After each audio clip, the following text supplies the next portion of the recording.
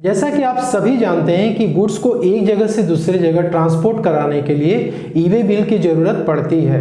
अब गुड्स की जो ट्रांसपोर्टेशन है, चाहे वो इंट्रा स्टेट हो चाहे इंटर स्टेट हो, यदि उस गुड्स की वैल्यू जो ट्रांसपोर्ट की जा रही है यदि 50,000 के ऊपर यदि चली जाती है, किसी स्टेट में 1 लाख रुपए की भी लिमिट हो चुकी है, तो जैसे इस लिमिट को क्रॉस करती है आपको ई-वे बिल मैंडेटरीली जनरेट करना पड़ता है कि आपका गुड्स एक स्टेट से दूसरे स्टेट में यदि जॉब वर्क के लिए जा रहा है, ठीक है, तो ऐसे केस में जो गुड्स की वैल्यू है वो मायने नहीं रखती है। मतलब कि आपके गुड्स की वैल्यू चाहे 50,000 के नीचे हो या 50,000 के ऊपर हो, आपको ई-वे बिल मैंडेटरीली जनरेट करना पड़ता है।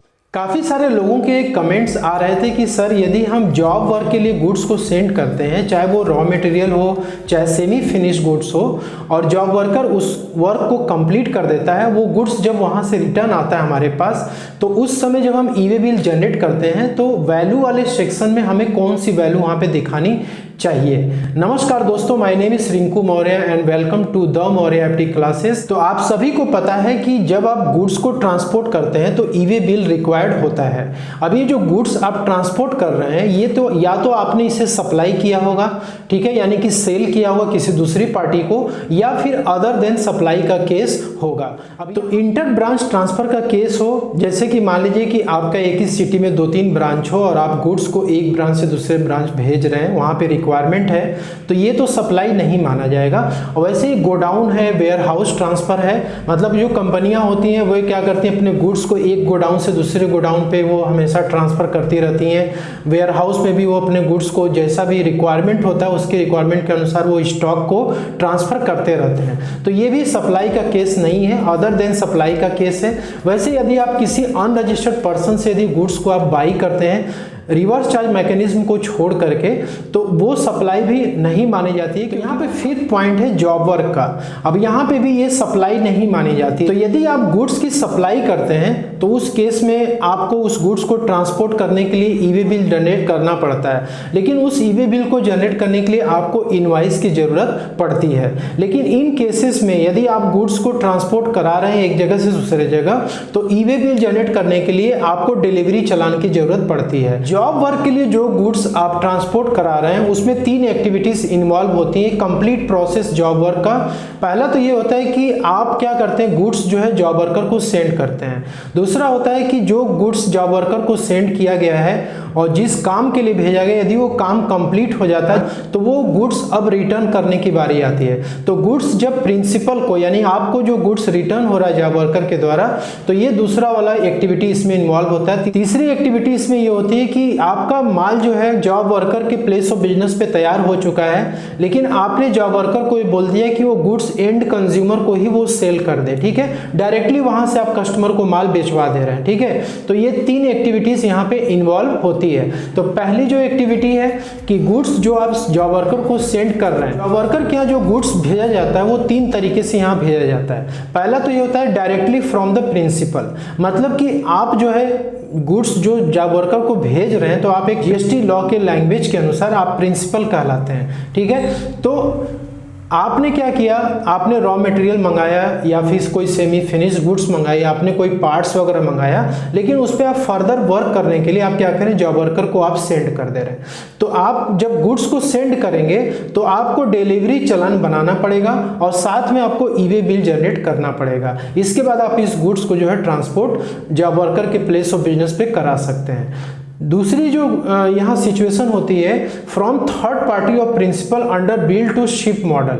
अब ये क्या है, जैसे कि आपने क्या किया, आप जिस पार्टी से यानी कि थर्ड पार्टी से आप जो है रॉ मटेरियल खरीदते हैं, तो आपने उस थर्ड पार्टी को इंस्ट्रक्शन दे दिया कि मेरे प्लेस ऑफ बिजनेस पे आप गुड्स ना सेंड करके आप डायरेक्ट जॉब वर्कर के प्लेस ऑफ बिजनेस पे आप सेंड कर दीजिए। तो वो जो थर्ड पार्टी है वो bill to ship to model में ई-वे बिल जनरेट करेगी। तो यहाँ पे इनवॉइस जो थर्ड पार्टी है वो प्रिंसिपल को इशू करेगी और यहाँ पे दो ई वे बिल जनरेट होगा। पहला ई वे बिल तो जो थर्ड पार्टी है वो एक ई वे बिल जनरेट करेगी बिल टू शिप टू में, ठीक है, और एक ई वे बिल जो प्रिंसिपल है वो डिलीवरी चालान जनरेट करके वो जनरेट करेगा। कुछ गुड्स की कैटेगरी ऐसी होती है जिसको कि कई सारे प्रोसेस से होके गुजरना पड़ता है, मतलब उसमें एक से ज़्यादा जॉब वर्कर इन्वॉल्व होते हैं। तो एक जॉब वर्कर को आपने माल सेंड कर दिया, उसको जितना वर्क उस गुड्स पे करना था उसने कंप्लीट कर दिया, बाकी फर्दर वर्क के लिए वो दूसरे जॉब वर्कर को गुड्स वहीं से सेंड किया जाएगा। तो ऐसे केस में डिलीवरी चालान जनरेट की जाएगी और ई वे बिल भी जनरेट किया जाएगा, उसके बाद उस गुड्स को दूसरे जॉब वर्कर को सेंड किया जाएगा। अब यहाँ पे जो डिलीवरी चालान है ये काफ़ी इंपॉर्टेंट है, क्योंकि रूल जीएसटी रूल के अनुसार डिलीवरी चालान जनरेट करने के लिए आपको काफ़ी सारी चीज़ों को फॉलो करना पड़ता है। सीजीएसटी रूल्स का जो रूल 55(1)(b है वो डिलीवरी चालान के बारे में बात करता है। तो जीएसटी का एक इम्पॉर्टेंट रूल है, क्योंकि जो आप डिलीवरी चालान तैयार करते हैं वो इनवाइस नहीं होती है। वो डिलीवरी चालान जब आप तैयार करते हैं तो यहाँ पे एक जो कंसाइनर है वो आपका वो प्रिंसिपल होता है, यानी कि आप माल भेज रहे हैं तो आप प्रिंसिपल हैं और आप जिस पर्सन को यानी जॉब वर्कर को जो आप माल सेंड कर रहे हैं वो कंसाइनी है और बीच में एक पार्टी और होती है ट्रांसपोर्टर, ठीक है। तो यहाँ पे क्या करना है कि जब आप डिलीवरी चालान तैयार करेंगे तो आपको यानी कि कंसाइनर यानी कि प्रिंसिपल का नेम, एड्रेस और जीएसटी नंबर आपको डिलीवरी चालान पे मेंशन करना है। इसके बाद आपको डेट और नंबर ऑफ डिलीवरी चालान ये भी आपको मेंशन करना है। ये जो डिलीवरी चालान है सीरियली नंबर होना चाहिए और 16 कैरेक्टर से ज्यादा का ये डिलीवरी चालान का नंबर नहीं होना चाहिए। कंसाइनर का डिटेल इंटर करने के बाद आपको कंसाइनी का भी नेम, एड्रेस और जीएसटी नंबर इंटर करना है। या यदि कंसाइनी यानी कि जो जॉब वर्कर है यदि वो जीएसटी में रजिस्टर्ड नहीं है तो सिंपली उसका नाम और एड्रेस आप इंटर कर देंगे डिलीवरी चालान पे। इसके बाद जो गुड्स आप सेंड कर रहे हैं उसका एचएसएन कोड क्या है वो आपको इंटर करना है, क्वांटिटी आपको इंटर करनी है। इसके बाद आपको टैक्सेबल वैल्यू उसकी इंटर करनी है, टैक्स रेट इंटर करना है, टैक्स अमाउंट वहां पे आपको इंटर करना होगा। ये आपका गुड्स इंटर स्टेट के लिए जा रहा है तो आपको वहां पे प्लेस ऑफ सप्लाई जरूर से मेंशन करनी है। इसके बाद आपको सिग्नेचर करना है। तो डिलीवरी चालान कुछ इस तरीके से फॉर्मेट जनरेट होकर के आता है। यदि आप टैली प्राइम वगैरह यूज करते हैं तो उसमें भी आप डिलीवरी चालान तैयार कर सकते हैं। एक्सेल शीट में भी आप जो है डिलीवरी चालान को प्रिपेयर कर सकते हैं। ये जो डिलीवरी चालान आपने तैयार की है इसी डिलीवरी चालान के आधार पे आपको ई वे बिल जनरेट करना है। तो आप जो डिलीवरी चालान तैयार कर रहे हैं उसको 3 कॉपी में आपको तैयार करनी है। जो ओरिजिनल कॉपी है वो आपको कंसाइनी को देनी है, यानी कि जो जॉब वर्कर है उसे सेंड करना है, और डुप्लीकेट कॉपी ट्रांसपोर्टर के पास चला जाएगा और ट्रिप्लीकेट कॉपी वो आप रखेंगे। ओरिजिनल कॉपी हम कंसाइनी को इसलिए दे रहे हैं क्योंकि जब वो रिटर्न करेगा गुड्स तो उसके साथ में उसे भेजना पड़ेगा।